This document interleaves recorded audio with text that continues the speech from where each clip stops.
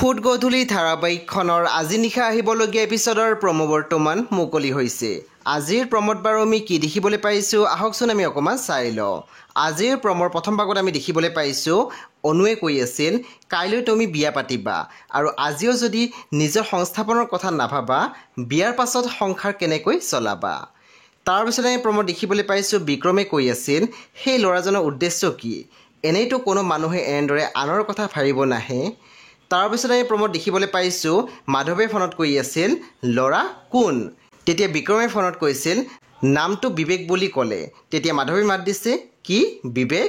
তাৰপিছত আমি প্ৰমোত দেখিবলৈ পাইছোঁ সুমিত্ৰাই কৈছিলে মোৰতো লাগিছে তেওঁলোকে এতিয়া ফোনৰ উপৰি ফোন কৰি থাকিব। প্ৰমোৰ একেবাৰে অন্তিম ভাগত আমি দেখিবলৈ পাইছোঁ মাধৱে কৈ আছিল বিবেকে বাৰু চৌধুৰীলৈ কিয় ফোন কৰিছে।